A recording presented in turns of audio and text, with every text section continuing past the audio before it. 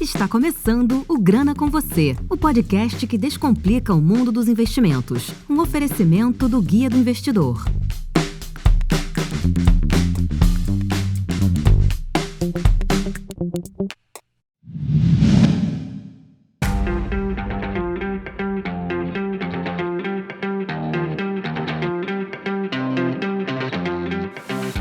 Bom, mais um episódio do Grana. Dessa vez a gente vai fazer um formato um pouco mais dinâmico e a gente vai falar sobre o resultado das eleições e como ficam os investimentos agora. Bom, e para falar sobre isso, claro que eu trouxe um convidado de peso aqui pro programa, que é colunista na CBN e também faz rádio aí na Jovem Pan. Eu vou deixar para ele se apresentar aqui, né? Acho que eu já falei demais. Bem-vindo, André Schneider. Falei certo seu sobrenome? Falou certo. Bom dia, Jansen. Bom dia, caro ouvinte desse podcast. Sempre um prazer conversar com vocês. Meu nome, como o Jansen já falou, André Schneider. Eu sou economista, especialista em finanças, especialista em investimentos. Trabalho na área financeira há mais de 20 anos, mas direto com investimentos aproximadamente 9, acho que vai fazer uns 10 anos, 9 anos. Bom, já atuei bastante em corretora de valores, hoje eu atuo como consultor financeiro. Faço rádio desde 2015. O pessoal brinca que rádio é uma cachaça, né? A gente começa brincando, ele começa nervoso, na verdade, começa nervoso, preocupado, mas depois que tu pega o jeitinho, pega a confiança e começa a ficar mais tranquilo, a coisa flui muito bem. Então, poxa, hoje é uma coisa que eu sentiria falta se um dia tivesse que parar. E é um prazer estar aqui com vocês e vamos adiante. Obrigado, e agora tá iniciando aqui no ramo de podcast, né? E um prazer pra gente que seja o seu primeiro aqui. Vai participar de muitos, que a casa tá aberta. Primeiro, se Deus quiser. É isso aí. Vamos focar aqui no assunto, então. Agora que a turbulência passou e Bolsonaro já sinalizou que vai passar a faixa sem nenhum problema, os ritos constitucionais serão respeitados, o que de certa forma vai gerar estabilidade para os investidores, né? E passar a imagem correta do funcionamento das instituições brasileiras. Agora, com essa perspectiva em frente, o que é que os investidores devem ficar atentos nas próximas etapas, assim, de transição, de nome de ministério? Você acha que isso influencia agora, que o investidor deve se preocupar em decisão de investimento? Bacana, Janzinho. Bom, voltando um passo atrás, o mercado estava muito ansioso por essas eleições e a dúvida do mercado, a incerteza do mercado não era tanto quem iria entrar. Se era um posicionamento de direita, um posicionamento de esquerda, mas o mercado estava muito preocupado com a questão da democracia brasileira. Poxa, se o Bolsonaro for eleito, ele vai implantar uma ditadura de direita? Se o Lula for eleito, ele vai impor alguma pressão no STF, ou então o Bolsonaro não vai aceitar as eleições? Então, acho que essa era uma dúvida muito grande no mercado, era uma incerteza se haveria uma crise institucional. Independente de lado, independente de ideologia, cada um tem sua preferência. Uma tem um viés mais de curto prazo, outra tem um viés mais de longo prazo, que a gente pode aprofundar mais tarde, mas a dúvida era se a democracia ia fluir normalmente. O Bolsonaro anunciando nessa semana, nessa terça-feira, que vai passar a faixa normalmente, sem maiores problemas, respeitando a Constituição, isso foi visto com bons olhos ao mercado. O Lula, ele flui muito bem lá fora e já tem muito recurso esperando para entrar. Muito recurso já entrando. A gente vê que na abertura do mercado, na segunda-feira, o mercado esperava uma queda acentuada com a entrada do Lula, por ser um partido de esquerda, mas a queda aconteceu, a gente viu uma queda de aproximadamente 3%, só que em seguida o mercado já comprou na baixa e já retomou e recuperou essa queda, jogando uma queda também expressiva do dólar. Ou seja, essa recuperação da Bolsa, ela vem muito forte de capital internacional que estava só aguardando passar essa turbulência eleitoral. A expectativa agora são duas. Como vai fluir o próximo mandato do futuro presidente, o terceiro mandato do futuro presidente Luiz Inácio Lula da Silva? Isso depende, como você falou, muito do próximo ministro da Fazenda, ou ministro da Economia, como for. Existe uma expectativa muito forte do mercado pela entrada do Meirelles. O Meirelles hoje é o favorito do mercado financeiro, é o favorito e o mais... São as apostas, é a principal aposta do mercado financeiro. E o Meirelles, ele tem uma postura muito mais liberal. O Meirelles é o cara da direita que está ali na esquerda. Ele foi o presidente do Banco Central no governo Lula, né, lá atrás. E foi ele também o ministro da Economia, da Fazenda, no governo Temer, que foi responsável pelo teto de gastos, por algumas reformas necessárias na nossa economia. Bastante respeitado, né, no mercado ele. Bastante respeitado, um cara muito bom. E é um cara responsável com a situação fiscal. Então, assim, essa é uma expectativa muito grande do mercado. Só que o Meirelles, como ele é um cara de mercado, talvez ele seja um pouco mais... Ele não tem alguma sinergia com as atuais propostas do governo do Luiz Inácio Lula da Silva, que busca um governo mais progressista e não tão preocupado com o regime fiscal. Então, a nossa área de política econômica aqui da Warren, eles têm alguns outros nomes potenciais. Por quê? Porque eles acham que tem uma grande chance do Lula escolher um ministro mais voltado não tanto ao mercado financeiro, mas com mais fluxo na política. Então, entre os nomes se fala do Rui Costa, que é o atual governador da Bahia, Camilo Santana, ex-governador do Canadá, atual senador, eleito senador, e o Wellington Dias, também ex-governador do Piauí, eleito senador. Então, assim, são 3 políticos do PT e que eles têm muito fluxo no Congresso e no Senado. Então, pode ser mais fácil negociação, mais fácil esse tipo de pauta dentro do que o Lula busca na agenda política dele. Bem colocado. Você acha que, no caso dos ministérios estarem compostos por nomes do próprio partido do Lula, você acha que isso influencia em alguma coisa para o próprio mercado entender qual é o recado que ele quer passar ou qual vai ser a política econômica, né? Que acho que essa é a principal preocupação do mercado. Sempre foi a política econômica, né? Você acha que, assim, por exemplo, uma pessoa como o Rui Costa, que, assim, que eu saiba, ele não é economista ou não tem grande base econômica, grande passagem econômica, você acha que isso vai influenciar? Com certeza, Janzinho. Assim como o Lula tem um viés mais para a esquerda e o Bolsonaro mais para a direita, o Meirelles, com viés mais para a direita, mais liberal, mais preocupado com o mercado, ele tende a dar muito mais equilíbrio, muito mais buscar uma agenda de centro-direita em equilíbrio com a política de esquerda do Lula, então vai ficar mais próximo do centro do que os demais candidatos. Os demais candidatos, eles vão puxar uma agenda mais para a esquerda. Então, assim, isso impacta diretamente para onde vai caminhar a economia. Quando a gente fala um pouco de política fiscal, a gente busca reduzir um pouco o assistencialismo, manter algumas questões do teto de gastos, para gradativamente reduzindo a dívida pública e o Brasil seguir crescendo com viés de longo prazo, crescendo pouco, mas constante, que era para onde vinha caminhando o país desde o governo Temer. Apesar do que a gente passou pela pandemia, né? Na questão econômica ele veio caminhando muito bem.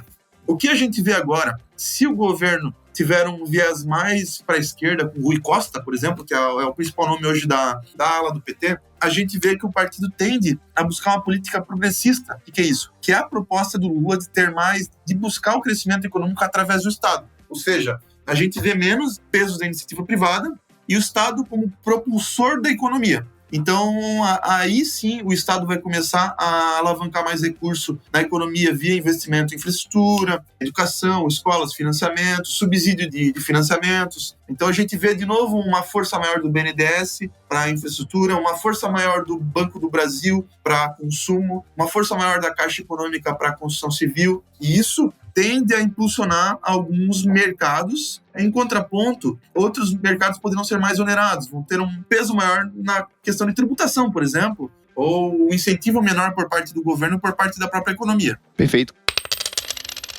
Como é que fica o fluxo que você comentou até no começo do programa, o fluxo de investidor estrangeiro? Você falou que a Bolsa realmente, os comentários nas redes sociais que a gente via, é que o dólar ia disparar, né? Tinha até analista fazendo previsão para até o dólar chegar em 5,60, mas a gente viu o efeito contrário, né? E até hoje aqui, o dia da gravação, dia 3 de novembro, o dólar tá 5,15. Então, quer dizer, saiu lá de 5,30, mais ou menos, teve uma queda relativamente expressiva. Mas, na sua visão, o que você acha desse movimento do fluxo? Nas redes sociais, na imprensa, existe muito sensacionalismo, sabe, Jansen? As pessoas de direita, as pessoas de esquerda, os jornalistas de direita, os jornalistas de esquerda, os políticos de direita, os políticos de esquerda, os economistas de direita, os economistas de esquerda, nessa disputa eleitoral, cada um buscando o seu direcionamento, eles acabam tendenciando um pouco as análises e exagerando um pouco nos impactos negativos ou positivos de determinadas políticas. Mas o fato é que a economia está aí. O mercado internacional está de olho no Brasil já faz um bom tempo. A gente tem uma situação geopolítica bem delicada,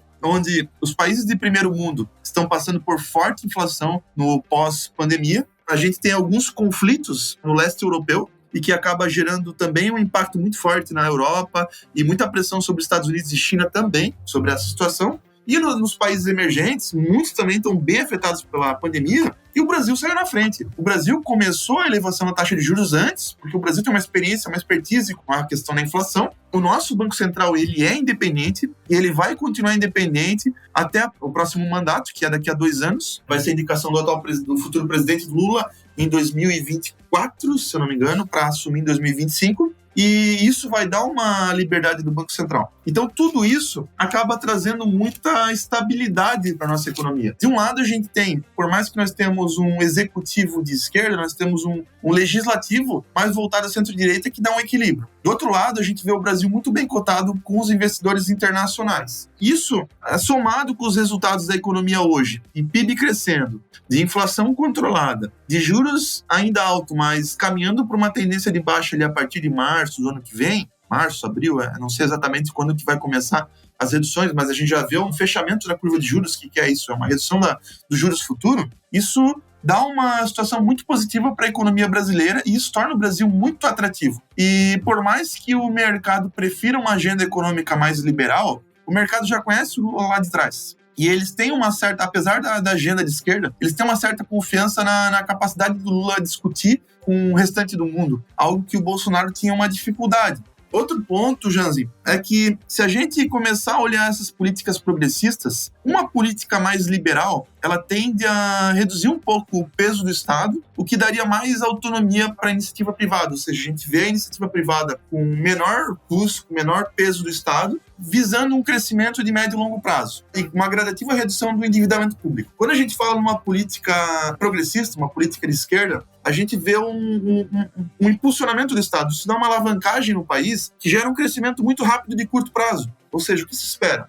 Resumindo, a gente espera um crescimento rápido nos próximos 2 anos, um crescimento acima do que seria nos próximos 2 anos. Só que o que me preocupa, Janzinho, é o seguinte: lá na frente a conta vem. E o Brasil já está numa situação delicada com relação à dívida pública, déficit fiscal. Isso vai se deteriorar ainda mais. E a hora que estiver no final do mandato do futuro presidente Lula, nós vamos ter um problema fiscal muito grande e que vai acarretar uma crise interna, uma crise na economia brasileira. Então, o que o mercado vê é o seguinte: vamos aproveitar, vamos entrar pesado no país, que a gente vai aproveitar um momento de crescimento econômico, vamos pegar essa oportunidade e a partir do momento que o mercado sinalizar que vem uma crise a caminho, o mercado realiza, o mercado vende. O que é isso, Janzen? Isso é a diferença de um país com grau de investimento ou um país com um grau especulativo. O Brasil tinha grau de investimento até 2015. E o Brasil foi rebaixado para país com grau especulativo no governo Dilma em 2015. Então, a gente poderia ter uma responsabilidade fiscal e conquistar novamente grau de investimento, uma entrada de capital internacional gradativa e visando longo prazo, ou a gente pode acelerar esse crescimento de endividamento e ser um país onde o capital entra para especular, entra para ganhar dinheiro e tirar na hora que a situação aperta. Perfeito, bem colocado. Era até aqui pauta a pergunta sobre o mandato aqui do Roberto Campos Neto, né, que é o atual presidente do Banco Central. Então, quer dizer assim, hoje na prática o Banco Central não é totalmente independente. A gente ainda não tem 100% de independência do Banco Central. Olha, o Banco Central ele sempre vai ter uma influência do executivo que foi quem indicou. Mas o objetivo do Banco Central é ter uma certa independência. Então, assim, se o presidente ele busca um viés para controle de inflação, a tendência qual que é? É que o Banco Central aumente juros para controlar a inflação. Se a gente vê que a inflação está sob controle, a expectativa é que o Banco Central comece a reduzir os juros para acelerar o crescimento econômico. Então, esse é o objetivo do Banco Central, é manter a estabilidade monetária, manter o nível de preço sob controle e o brasileiro com poder de compra. Por quê? Porque se o juros sobe demais ou se a inflação sobe demais, quem ainda tem poder de compra é quem tem dinheiro. Então a população é que perde, a população que acaba tendo a sua renda deteriorada e acaba sofrendo mais. Então é muito importante que a gente tenha esse controle e essa autonomia do Banco Central. O Campos Neto ele teve uma política de controle de inflação muito forte, que gerou um certo freio na economia agora nos últimos meses, mas isso foi bom porque, apesar dos juros altos e do freio no consumo, ele vem trazendo uma estabilidade dos preços. Estabilidade, eu não digo uma redução dos preços, mas freou a elevação dos preços. E a expectativa é que agora a gente consiga voltar a andar a economia. Em 2024, no próximo mandato, a expectativa qual que é? É que um novo presidente do Banco Central, indicado pelo Lula, ele tem um viés muito mais de acordo com a vontade do Lula. Então, assim, o Banco Central tem independência, mas ele sempre acaba sendo enviesado por quem indicou. Então, vamos ver como é que vai caminhar, né? É isso aí, né? A gente não sabe se pode ser que seja alterado, né? Alguma lei nesse sentido aí, né? E de repente, o Banco Central ganha. Sim, mas para ser alterado depende do Congresso. Eu ouço muito isso, né, em questão de autonomia do Banco Central, né, que ele precisa ter mais autonomia, muito que se lê aí. Sim. Que tal conversar sobre investimentos e tirar todas as suas dúvidas? Faça parte do grupo do Guia do Investidor do Telegram. Acesse guiadoinvestidor.com.br/Telegram ou clique no link que está na descrição.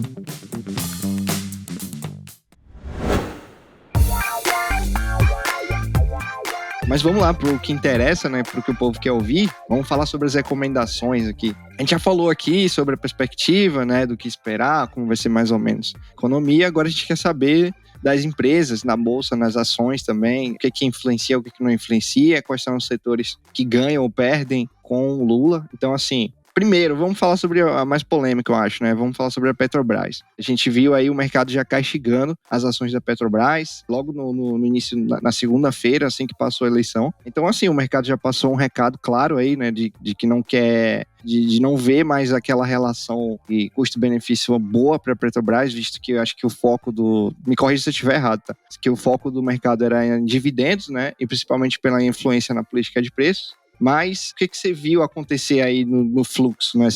Existe algum investidor fugindo de uma petroleira para outra? Ou como é que foi o mercado nesse recado aí? O mercado esperava, no caso de uma gestão, de uma continuidade de gestão, essa independência da Petrobras, essa independência que visava... A Petrobras é uma empresa, embora ela tenha uma participação estatal, ela tem também uma participação privada. Então, assim, o objetivo de uma empresa privada é gerar lucro. E qual que é o grande problema da Petrobras? Na minha opinião, se eu não estou falando... Aqui não é a opinião da Warren, não é a opinião de analistas, gestores, era a minha opinião pessoal, André Schneider. O grande problema não é a Petrobras ser privada ou ser estatal. O grande problema da Petrobras é ela ser um monopólio, entende? Porque se a gente tem um monopólio na Petrobras, nós não conseguimos ter uma expectativa de preço. Ela, teoricamente, bota o preço que quer. Então, por mais que tenha alguns controles...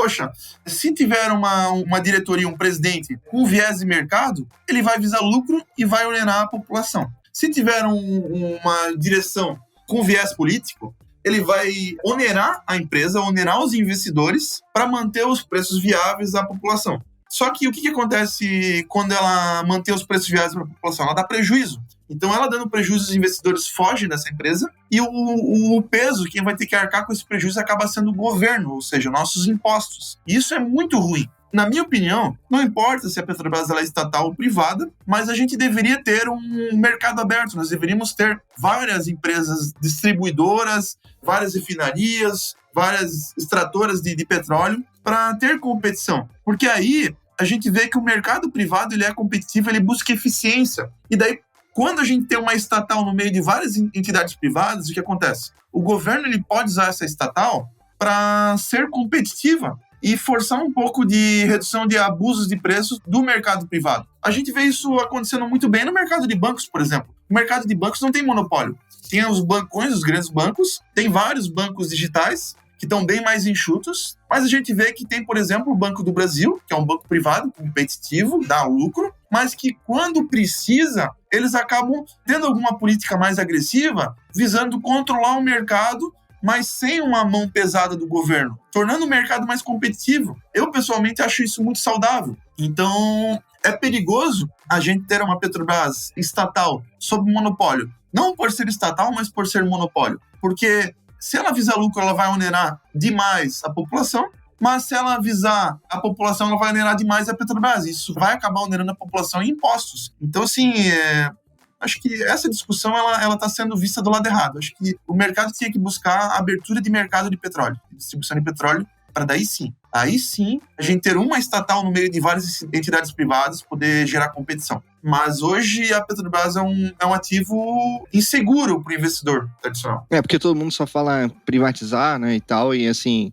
não pensa nessas consequências, não pensa no mercado em si, né, de óleo e gás no Brasil, por exemplo. Mas bem colocado aí, gostei bastante do seu ponto de vista. Pois é, e isso é muito explorado pelos governantes. Como a cadeia produtiva do Brasil depende muito da cadeia logística, como toda a produção, né, toda a cadeia logística do Brasil é na base do petróleo, na base da rodoviária. Então, o Brasil é muito dependente do petróleo e é perigoso a gente ficar muito na mão desse mercado, desse segmento. Em contraponto, se a gente começar a olhar os números, embora a Petrobras seja lucrativa e deu bastante lucro nos últimos anos, os preços eles vêm flutuando conforme o mercado internacional. E por mais que digam que o Brasil é autossuficiente no petróleo, isso acaba sendo uma meia-verdade. Por quê? Porque o Brasil produz muito petróleo, o suficiente para a produção nacional. Só que o petróleo que o Brasil produz, ele é um petróleo com uma qualidade mais grossa, que não é utilizado para o combustível para a gente fazer refinaria. Então, o que acontece? O petróleo que a gente produz, ele é um hedge. Ele é vendido para o mercado internacional pela cotação do petróleo e ele é comprado petróleo mais fino,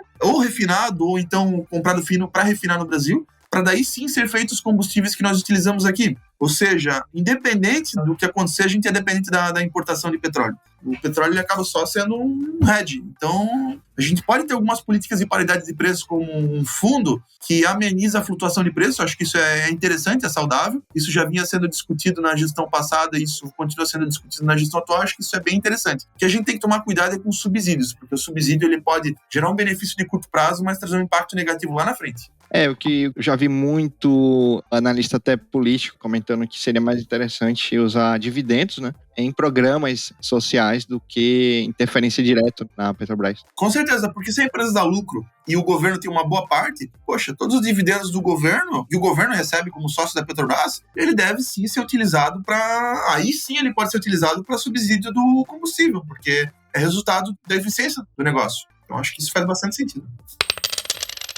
Agora vamos falar sobre o setor bancário, já que você citou aí a questão dos bancos competição, do Banco do Brasil e os bancos digitais. O que você acha do setor aí agora nessa era nova, terceira era Lula, né? Eu acredito que o setor bancário vem evoluindo muito, Jansen. Nós vemos que teve muita desburocratização para a abertura de instituição financeira. Então, antes a gente estava com medo de instituições financeiras dos grandes bancões. Hoje nós temos grandes players surgindo, corretores de valores, como nós da Warren, bancos digitais. As fintechs, né, cresceram exponencialmente, né? Isso, as fintechs. Então nós vemos, por exemplo, muitas financeiras crescendo, se tornando bancos, muitos FDICs começando com estrutura de banco digital para crédito de negócios privados. Então, esse mercado ele vem crescendo muito com a desburocratização, vem se tornando muito competitivo, e isso é muito saudável. Quando a gente fala de setor bancário, falando em gestão Lula, o mercado começa a ter um pouco de desconfiança, por exemplo, com o Banco do Brasil. Por quê? Porque,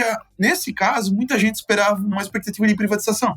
Então, poxa, se há uma expectativa de privatização e agora a gente tem um governo que busca aumentar o peso do Estado, a gente sabe que isso não vai acontecer. Então, isso é um pouco de desconfiança com o Banco do Brasil, mas outro ponto que pode surgir é o seguinte, é aquilo que eu falei, poxa, se o governo é o principal sócio de uma instituição financeira, nesse caso, o Banco do Brasil está no mercado aberto. O governo utilizando o Banco do Brasil para tornar o mercado mais competitivo, ele pode reduzir um pouco a lucratividade do banco para tornar esse mercado saudável. Então isso pode onerar um pouco o lucro da instituição, tornando ela menos atrativa para investidores. Mas isso não é tão negativo como no caso da Petrobras sendo um monopólio. Então isso aí acaba sendo um pouco mais saudável. E o próprio Banco do Brasil tem muito giro, tem muita rentabilidade, o spread do Brasil é muito alto. Então acho que esse movimento ele é mais saudável, porque ele acaba não desonerando o Banco do Brasil, mas reduzindo um pouco o spread, reduzindo um pouco a margem e forçando o banco a se tornar mais competitivo. Não só o Banco do Brasil, mas toda a cadeia bancária. E o setor de educação, né, que a gente viu as empresas aí dispararem, aí, né, a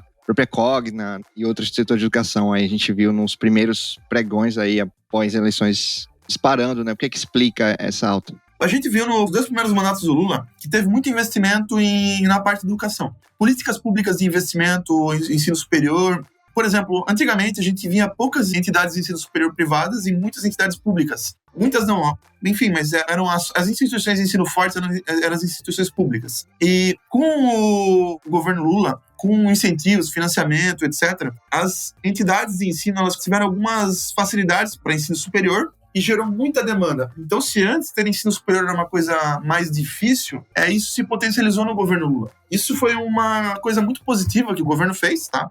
E melhorou bastante a nossa rede de ensino. Por isso, eu acredito que o mercado está vendo o setor de ensino com bons olhos. Por quê? Porque vai gerar maior demanda de pessoas no setor de ensino. Uma crítica que eu faço é que a gente não pode olhar só para o setor superior, mas nós temos que pensar na base. Então, poxa, a nossa base, eu penso que está muito fraca. As crianças, elas vêm tendo uma certa dificuldade de ensino e quando chegam no ensino superior, elas não têm uma base para acompanhar a qualidade de ensino. Isso eu não falo na entidade pública, privada, isso é de modo geral. Então, eu penso, na minha opinião, que o governo deveria fortalecer o ensino de base, porque, consequentemente, a gente ia melhorar a qualidade do ensino superior também. Mas, de qualquer forma, independente de base, de superior, nós termos bastante investimento na parte de ensino é sim uma questão positiva.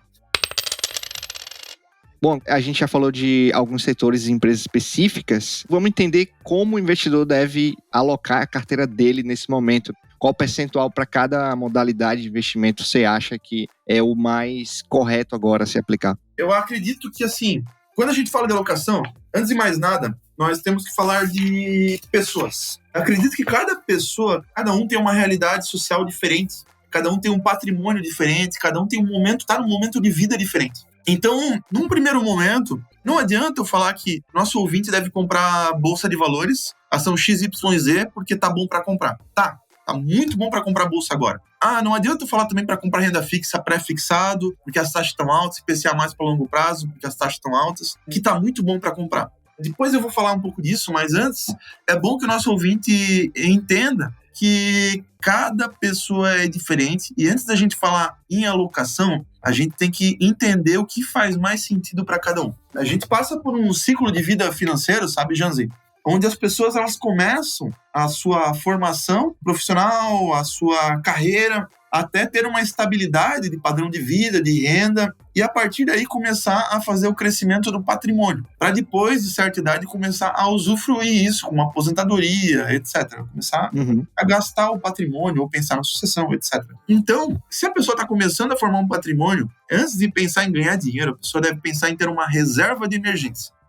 Bota no Tesouro Selic, no fundo DI, no investimento que pague Selic, um pouquinho mais do que Selic, mas com o menor risco possível e com liquidez. Por quê? Não adianta tu comprar bolsa de valores, tu comprar um CDB para 5 anos que tem uma taxa mais elevada, e daí quando você precisar de dinheiro, você vai ter que resgatar na hora errada e vai ter que ter um deságio na saída desse investimento e vai perder dinheiro. Bom. Agora, quando a gente já cria um lastro financeiro, poxa, já tenho meu imóvel, já tenho meu padrão de vida estabilizado, já tenho minha reserva financeira, minha reserva de emergência garantida para qualquer imprevisto ou para qualquer oportunidade. Agora eu quero formar patrimônio no mercado financeiro e ganhar dinheiro. Aí sim, Janzi, aí a gente começa a falar um pouco de alocação. Então vamos lá. Como eu já disse anteriormente, a gente está numa situação geopolítica muito complicada e o Brasil está muito neutro ao cenário geopolítico. Ou seja, o mundo todo está olhando para o Brasil como uma oportunidade de ganhar dinheiro, independente do governo que poderia vir ou do que já está vindo, que vai chegar agora no dia 1º de janeiro, porque o Brasil está independente geopolítico, o Brasil tem uma economia pujante, uma inflação controlada enquanto os outros países estão na inflação,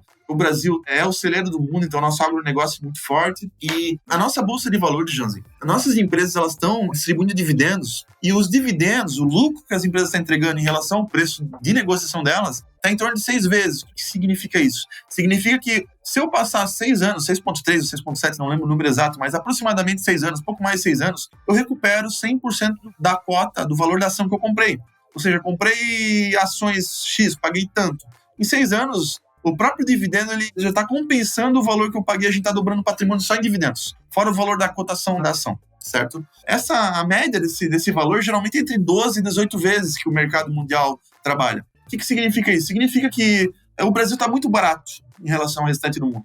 E tem muita gente querendo comprar ações. Então a bolsa está barata e nós estamos num bom momento de comprar ações, sim, tá? Mas qual seria a alocação ideal agora em bolsa, né? Já que você comentou, você acha que deve começar conservador, dado esse momento mais turbulento, digamos assim, né? Ou não? Eu acho que sim. Tu sempre deve começar conservador no mercado agressivo, até você pegar confiança. E outra, tu não pode ter um valor relevante da tua carteira em ações. A gente sempre tem que ter alocação distribuída, uma parcela em ações, uma parcela em fundos imobiliários, uma parcela em multimercados, uma parcela em capital internacional, uma parcela em renda fixa dividida em pós, pré ou inflação. Então, assim, toda a carteira ela deve ser bem diversificada. Dependendo do risco, a gente aloca mais ou menos em renda variável, ou até não aloca em renda variável, mas um momento está bom para comprar renda variável, sim. Falando um pouco de renda fixa, poxa, nós estamos com a Selic em 13,75%. Eu acredito que esse é o topo da Selic. Nós já estamos vendo a curva de juros reduzir a Selic para daqui a alguns meses, então acredito que ali em março, abril, a gente começa a ter o início da redução da taxa de juros. Ou seja, é um momento muito bom para a gente comprar título de renda fixa, títulos mais longos, títulos mais curtos. Por quê? Porque a gente vai conseguir garantir uma taxa bem interessante. Mas quando a gente fala em alocação de renda fixa, hoje, por exemplo, está num momento muito bom para comprar pré-fixado. Por quê? Porque a gente tem uma expectativa de inflação controlada nos próximos 2 anos, pelo menos, e a gente tem uma taxa bem elevada. Então, poxa, tu compra um pré em 13%, 14%, 15%, não sei se vai conseguir isso, depende de onde procurar, às vezes a gente consegue até mais. É uma taxa bem interessante para renda fixa, para te garantir. Qual que é o risco? O risco é a Selic subir e ter um custo de oportunidade. Ou o risco é a inflação subir e você reduzir o teu ganho real desse investimento. Por isso começa a fazer sentido também a parte de inflação. Poxa, as taxas estão elevadas. Se eu conseguir um título de IPCA mais 6, IPCA mais 7, IPCA mais 7,5, às vezes consegue mais do crédito privado, às vezes consegue um pouquinho menos do tesouro. Enfim, depende do dia, da alocação. A gente consegue, no IPCA+, garantir, se a gente conseguir 7% de ganho real acima da inflação, poxa, se a inflação for para 3%, nós ganhamos 10%. Tá muito bom, 7% de ganho real. Se a inflação disparar para 10%, para 15%, não importa, nós garantimos o ganho real e nosso rendimento também vai disparar junto, que foi o que aconteceu agora nos últimos 2 anos, no último ano, pelo menos. E o pós-fixado? Poxa, o pós-fixado ele tá ali, é o caixa, a gente não tem risco de mercado, a gente reduz o risco de mercado numa saída antecipada. Por mais que a gente esteja entrando na alta com uma tendência de reduzir a taxa de juros, se os juros disparar, a nossa taxa eleva junto. Então, eu acredito que com essa diversificação ela é saudável. Então, o que vai te entregar uma melhor performance no momento é um pré-fixado IPCA+, mas a gente começa a já ver uma redução da performance do IPCA+, porque nós tivemos agora, por exemplo, 3 meses seguidos de deflação. Agora eu acredito que volta um pouco de inflação baixa, mas a inflação ainda é controlada, com rentabilidade baixa, mas já entregou um bom resultado e faz sentido para longo prazo. E o pós-fixado? O pós-fixado nós estamos entrando no topo, mas o pós-fixado ele sempre vai ser interessante como também uma estratégia de caixa. E aí entra também a alocação tática, né? Poxa, fundos imobiliários. Tem fundos imobiliários que estão entregando um rendimento muito bom, tem fundos de papel estão com umas taxas altas de renda fixa. Então, poxa, tem fundo ali que entregou mais de 2% de rendimento isento de imposto de renda esse ano. Vai continuar isento? Não sei, mas por enquanto está muito bom de rentabilidade, dividendos. Tem fundo multimercado que ele tem essa autonomia de investir aqui dentro, lá fora, de mudar a alocação conforme o cenário. Então, poxa, numa carteira um pouco mais agressiva, mas não tão agressiva, uma alocação ali 27% de ações, 10% em global, 1% em cripto. Cripto está na baixa, mas uma hora sobe, tem altíssima volatilidade, é hora de comprar barato. Bom, uns 24%, 25% de multimercado. E uma alocação ali mais relevante, deixa eu ver, 15%, 25%, uns 35%, ali 37%, depende, eu não estou fazendo a conta aqui, tá? Posso ultrapassar os 100% ou ficar abaixo dos 100%. Mas os 35%, 40% de renda fixa, numa carteira um pouco mais agressiva, tá bem interessante. Ou uma carteira mais conservadora, botar uma alocação maior em renda fixa, 75% renda fixa, os 25% multimercado, porque o próprio multimercado já vai se expor em renda variável, em outros ativos. Então, independente do cenário, Jansen, faz sentido a gente se expor em vários mercados. O mercado está muito interessante para investir, independente dos segmentos. Seja renda fixa, seja FI, seja ações. Aí a questão de alocação vai depender de quem está investindo. Aí a gente vai ter que ver cada caso.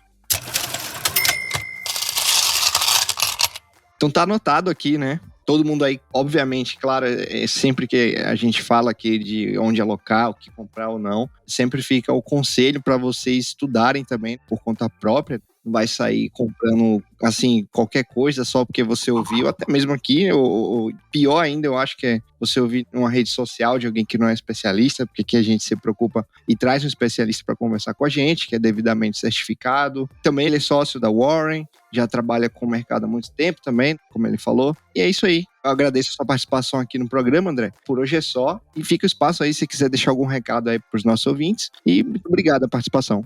Perfeito, Jansen. Muito obrigado pela conversa agradável. É um prazer ter a audiência aqui dos teus ouvintes. Eu falei muito na parte de alocação, mas acho que fica essa mensagem final. Cada pessoa é diferente, cada pessoa tem uma necessidade diferente. Nós estamos num momento muito bom para investir no mercado financeiro, mas procure um especialista para conversar, para te auxiliar a fazer uma coisa bem distribuída, bem diversificada e controlar bem os teus riscos. A gente está à disposição aqui na Warren para conversar e auxiliar nesse serviço. Então é sempre um prazer estar com vocês. É isso aí, e o Instagram e também o LinkedIn aqui do nosso entrevistado tá na descrição. Então é só seguir ele aí e acompanhar as próximas dicas. Valeu e até a próxima.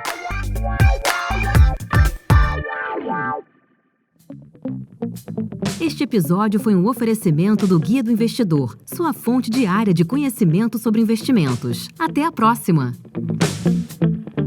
Todo investimento representa riscos. Antes de negociar ou realizar qualquer investimento, faça o devido estudo. Os conteúdos produzidos pelo Guia do Investidor são para fins informativos, não podendo ser considerados como recomendação de investimento.